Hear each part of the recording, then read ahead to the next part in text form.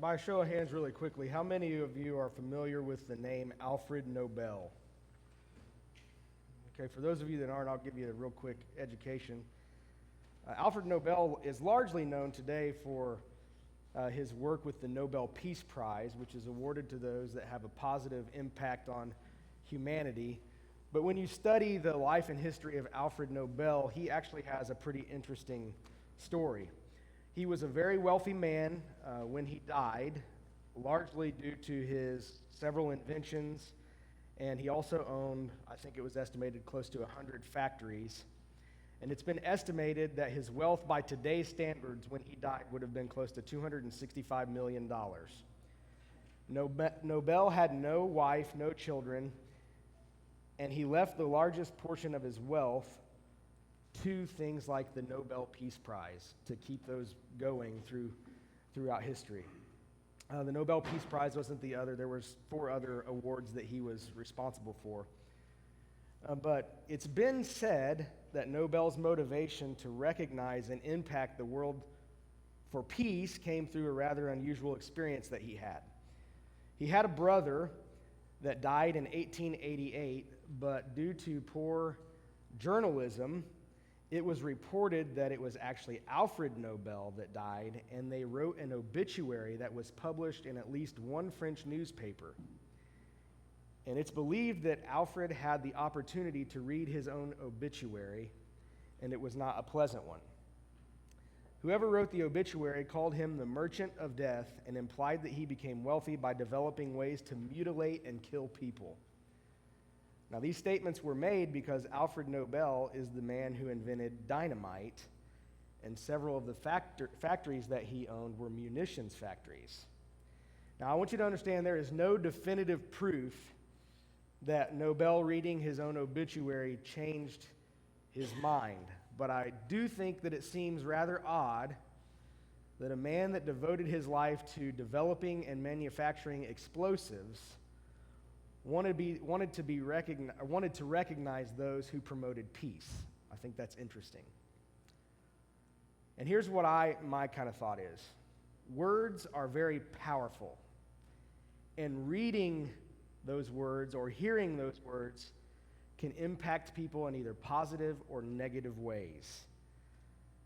I think it's possible that Alfred Nobel was challenged by reading how people viewed him in his obituary as a merchant of death or somebody who made his wealth by mutilating and killing people. And I believe it's possible that after reading that, he reevaluated his own life. But here is what I know for sure. Words, our speech is a powerful thing. Proverbs chapter 18, verse 21 says this: "The tongue has the power of death and life, and those who love it will eat its fruit." And doesn't that sound a lot different than sticks and stones may break your bones, but words will never hurt you? So today we're going to dive into the power of our words and speech. This is a continuation of our series through Proverbs. So you know now we're in the second part of the Book of Proverbs, where this is where the actual Proverbs appear. Proverbs are just really short, succinct sayings that pack a powerful punch, I guess. And today, the Proverbs that we're going to look at deal with speech. And again, just like with all of the other concepts that we've looked at up to this point, the Proverbs teach us that there's a wise way and a foolish way to use words. Just like there's a wise path to follow in life and a foolish path, we see this contrast with our speech. There's a wise way to speak, there's a foolish way to speak. And the Proverbs also contrast a difference between righteous speech, or the way a righteous person speaks, and the way a wicked person speaks.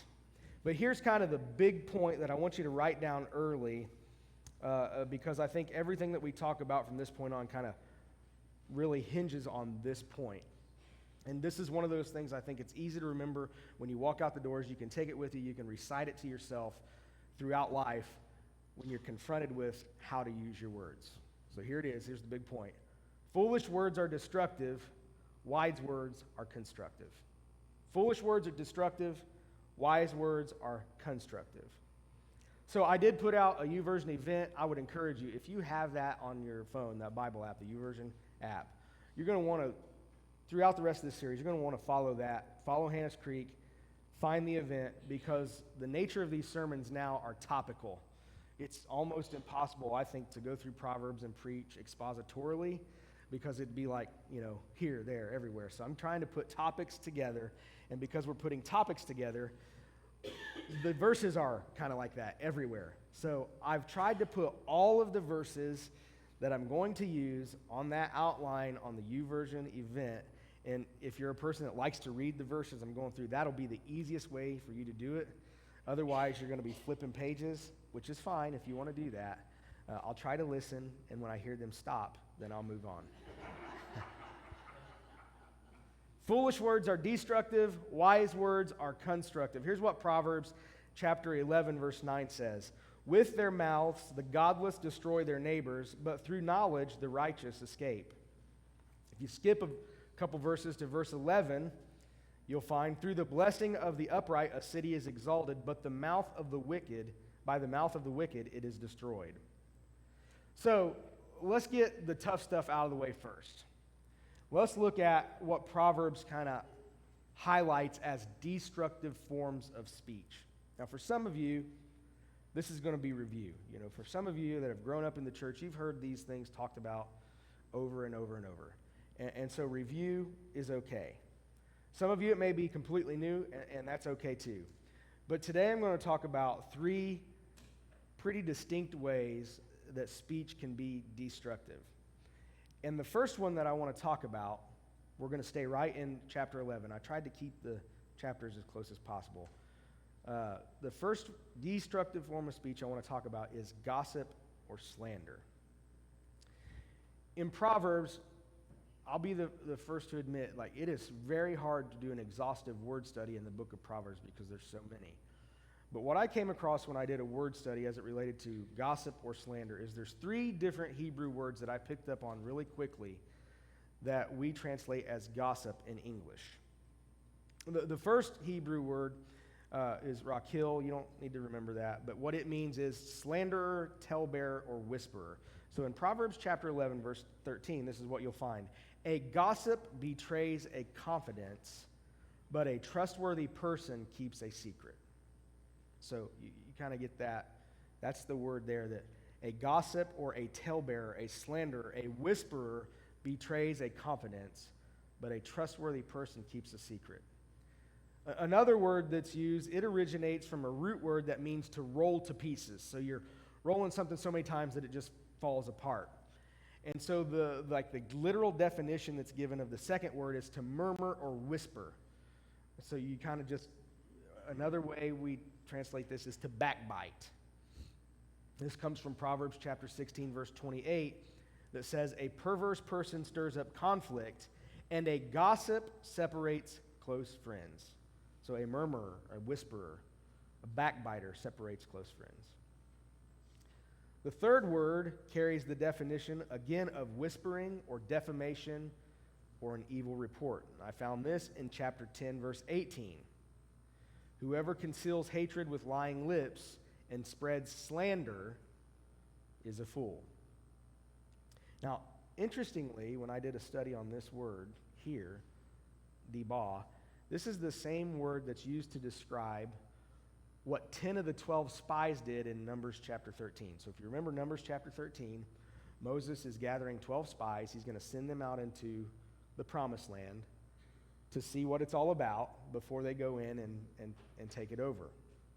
And the story is that they go out and they see all these great things, but 10 of the 12 come back and they spread a report that it's impossible. The people are too big. We can't do it. And the word used there is this word, slander. So they spread a report that caused fear and panic and distracted people from God's purpose. Now, here's really what I want you to understand about gossip. The 3 words I don't think are so important as what these 3 words indicate. Because I think what they tell us is that there's 3 ways that gossip is so destructive. This is why gossip is one of those things that Scripture kind of talks about over and over and over again. And the thing we see from that first word is that one of the reasons gossip is so destructive is it destroys trust. It destroys trust. So, a gossip betrays a confidence. That's what it means. The trust that there is in a relationship when gossip takes place, that trust is gone. The second way that gossip is so destructive is that it devastates relationships. So if you're a note taker, and I've seen some of you take notes in these Bibles like it's a work of art. I'll give you a heads up. There's 3 Ds here, so work that into your artistic design. 3 Ds. Destroys trust, devastates relationships. A perverse person stirs up conflict, and a gossip separates close friends. The relationships are devastated.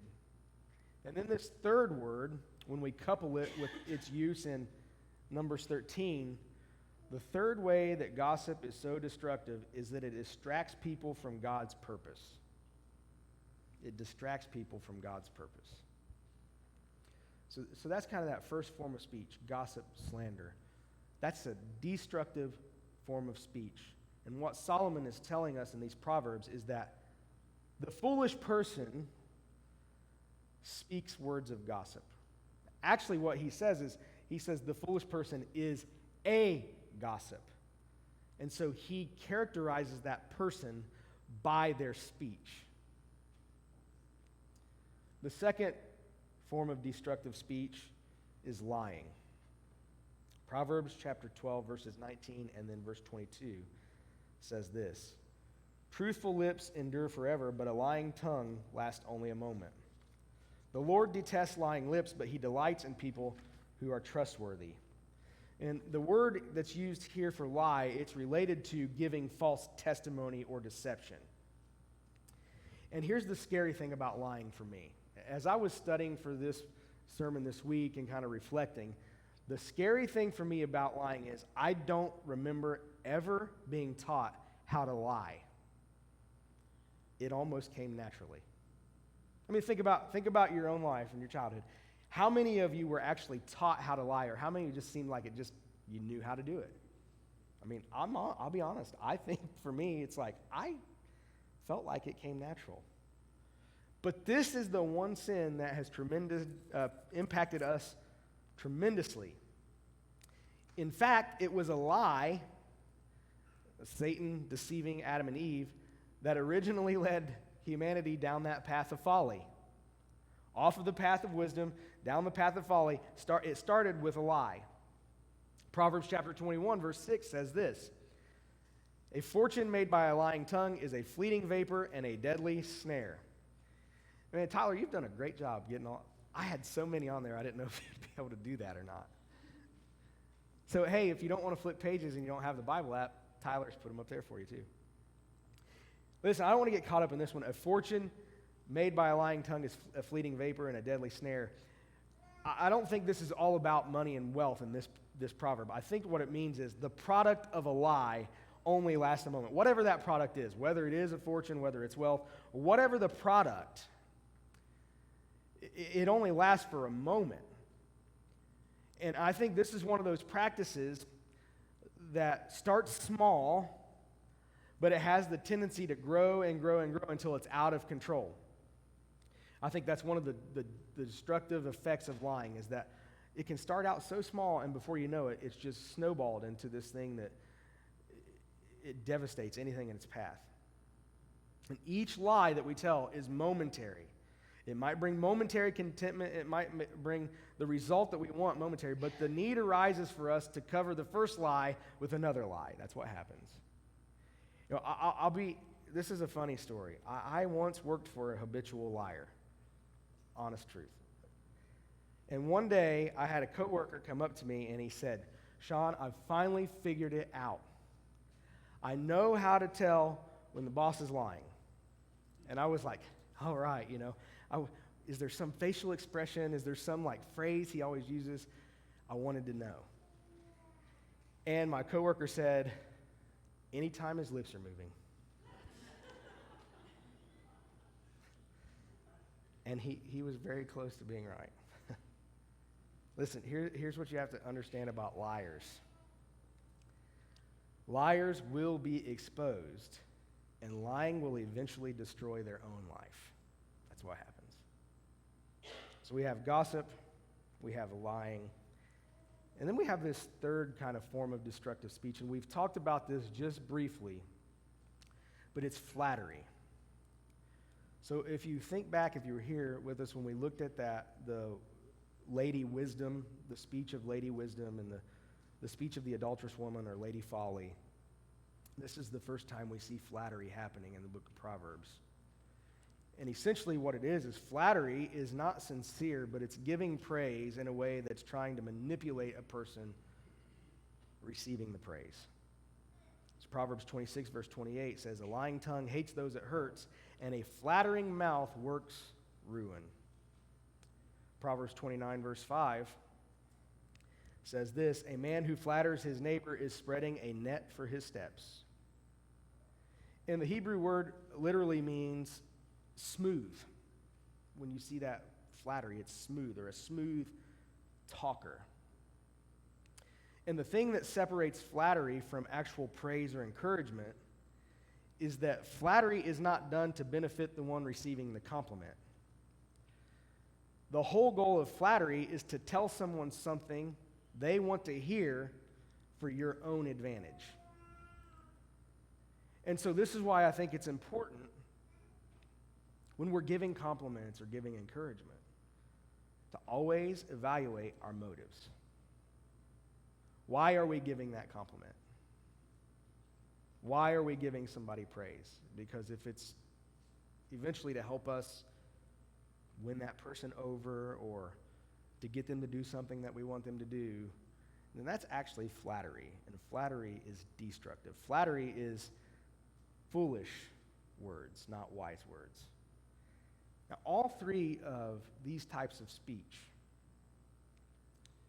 are destructive to the recipients of such speech, but they're also destructive eventually to the one who practices that kind of speech. That's what's so interesting about destructive speech. Destructive speech ultimately hurts the person that is practicing it and the person who is receiving it. All right, so let's change gears. Now let's think about constructive speech, wise words. Proverbs teaches us, there's a theme here too. So we talked about 3 forms of destructive speech. We're going to talk about 3 forms of constructive speech. And we're going to start with good words.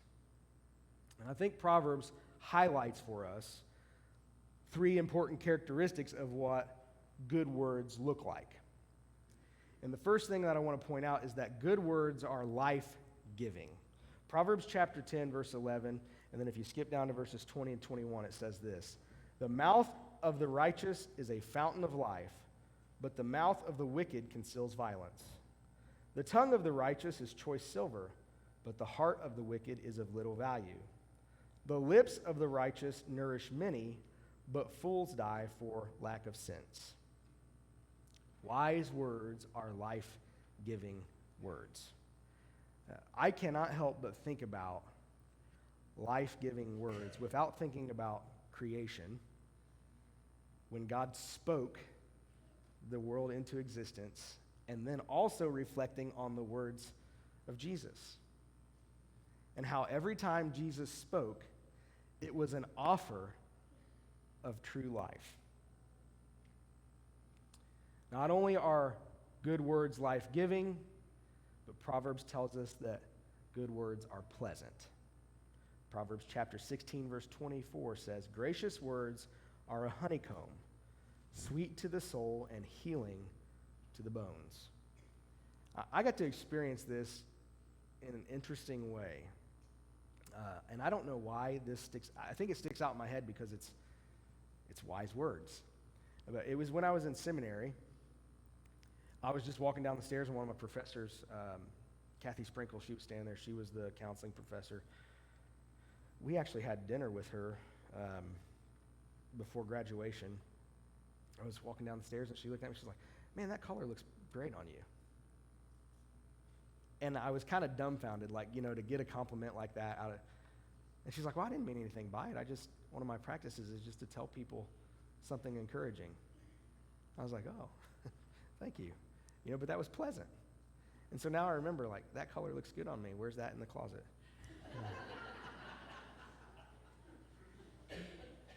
Life-giving, pleasant, and the third characteristic of good words is that they're comforting.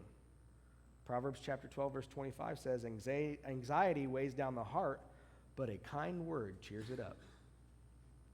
So anytime we speak, if we want to use wise words, we should be seeking to bring comfort into the situations that we find ourselves in. All right, that's good words. Now let's talk about timely words. I'm going to be just really transparent with you. Timely words has not always been my strong suit. I have struggled controlling the tongue and speaking timely.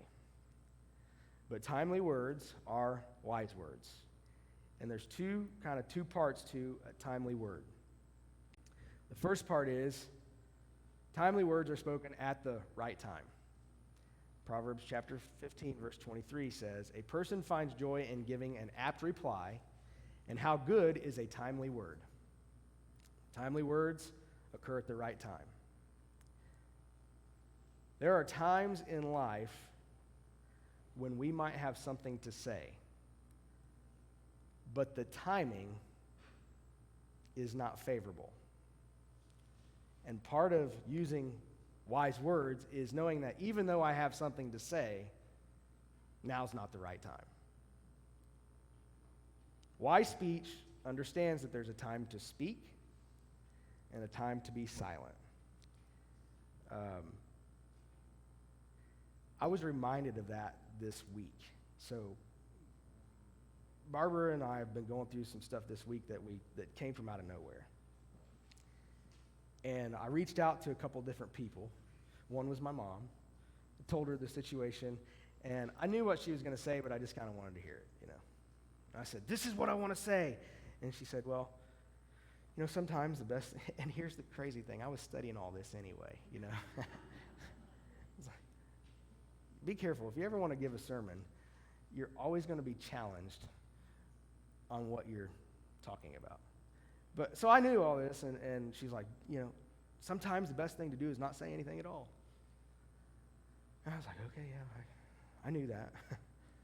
And then, a couple days later, happened to be at a restaurant in Connersville, and one of the elders walks in, And so after Barbara and I had lunch, I went and sat down with him, and I said, after some small talk, I said, I got to get your advice on something, kind of gave the situation. And I even said, this is what I want to say. This is what I'm going to say. Laid it all out. He said, well, I don't think there's anything wrong with what you want to say. I think it's okay. And so I'm all like, yeah, okay, good. I'm going to get to go say what I want to say. But then he continued to talk, and I was like, so what you're telling me is it's probably best not to say anything at all. Yep.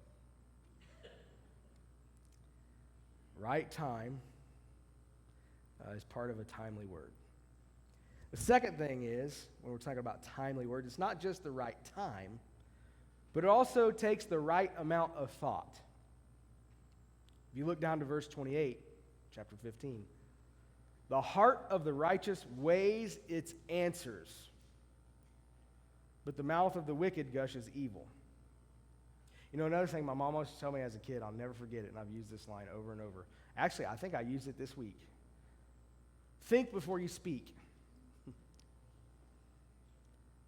And I'll be honest with you, if we stop to think before we say something, what I found is it saves me a lot of embarrassment and a lot of frustration. That part of me not being able to tame my tongue all the time, especially when I was younger, is there were so many times that I spoke out of emotion rather than logic. I was motivated by emotion, and whatever was there, I let it come out. And every single time, I would regret it. I can't tell you one time that I have lashed out and spoken emotionally that I didn't regret it. And on the other hand, I can't tell you one single time I remember regretting something I said after giving careful thought and prayer. Anytime I've given it careful thought, I've prayed about it, and I've waited, I have never regretted what I've said in that moment. So timely words, they're right words, right amount of time, right amount of thought. So we have good words, we have timely words, and this kind of flows into this third type of wise speech we're going to talk about is controlled words. Controlled words. Now here's something not from the Bible. This is Plato. Plato said, wise men speak because they have something to say, fools because they have to say something. And I would add this, that wise men speak not just because they have something to say, but because they have thought a lot about what they have to say. Proverbs chapter 13, verse 3 says, "Those who guard their lips preserve their lives, but those who speak rashly will come to ruin." The Hebrew word literally means to keep watch or to guard. So I want you to understand that the controlled tongue is not one that never speaks, but it's one that speaks carefully and thoughtfully.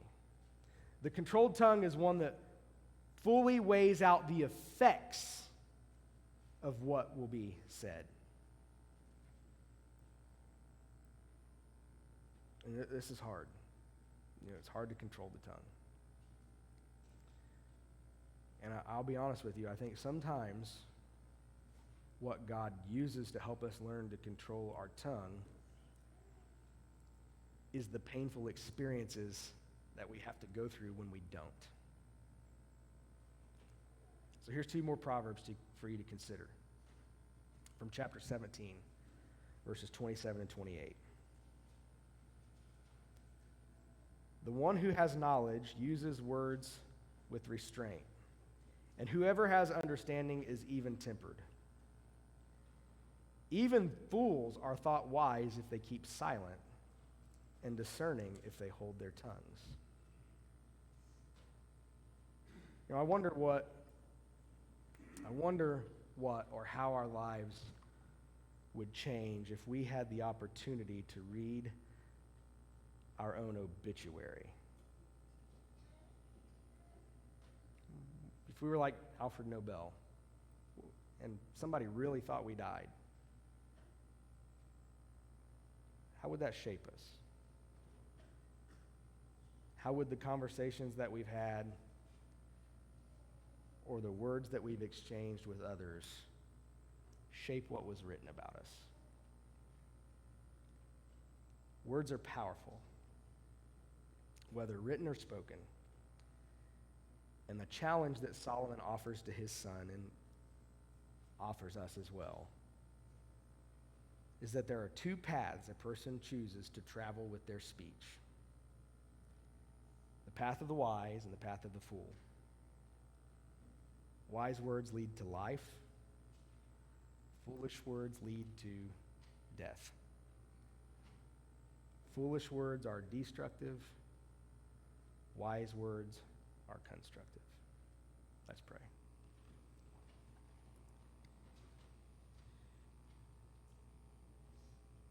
Father, thank you so much for your words that are truly wise and powerful and shape us and mold us. Father, I want to admit that there have been plenty of times in my life when I have been a foolish person in the way that I've spoken. There are probably times that I've been foolish in what I've said and haven't even realized it. And I ask in those moments that your grace would cover me. Father, I also ask that you would continue to challenge us, each one, as individuals, to use speech that is life-giving,